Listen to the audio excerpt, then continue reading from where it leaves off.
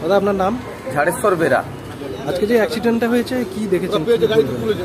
আমরা এই রাস্তার পাশেই ছিলাম, যা দেখলাম একটা মারুতি গাড়ি, পর্যটকের গাড়ি দীঘার দিকে যাচ্ছিল, আর অপোজিট দিক থেকে একটা দীঘা হাওড়া শিবশক্তি নামে একটা বাস হাওড়ার দিকে যাচ্ছিল। পর্যটকের গাড়িটা নিয়ন্ত্রণ হারিয়ে ওই যে বাস যাচ্ছিল সেই বাসের তলায় ঢুকে যায়।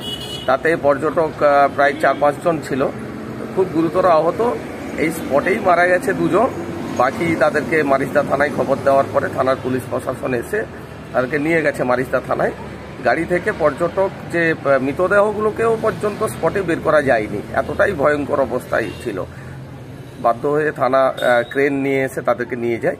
কিন্তু আমাদের যেটা বক্তব্য, এই দীঘা নন্দকুমার জাতীয় সড়ক নামে হয়েছে, কিন্তু সেই অর্থে পরিকাঠামো উন্নয়ন এখনো ঘটেনি। রাস্তা সম্প্রসারণ এখনো পর্যন্ত দীঘা পর্যন্ত হয়নি।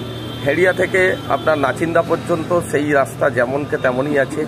এদিকে আবার কাঁথি থেকে দীঘা পর্যন্ত পিছাবনির পর থেকে রাস্তা সম্প্রসারিত হয়নি।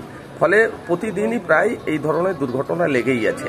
আমরা সাধারণ মানুষ হিসাবে চাই যে দুর্ঘটনা তাকে এড়ানোর জন্য রাস্তা সম্প্রসারণ যেভাবে সর্বত্র হয়েছে, বিশেষ করে প্রয়োজনে এটা পর্যটক কেন্দ্র যেহেতু, তাই ওয়ান ওয়ে রাস্তা করা খুবই জরুরি। এটা রাজ্য সরকার বা কেন্দ্র সরকারের এই ব্যাপারে দৃষ্টি আকর্ষণ করছি আমরা।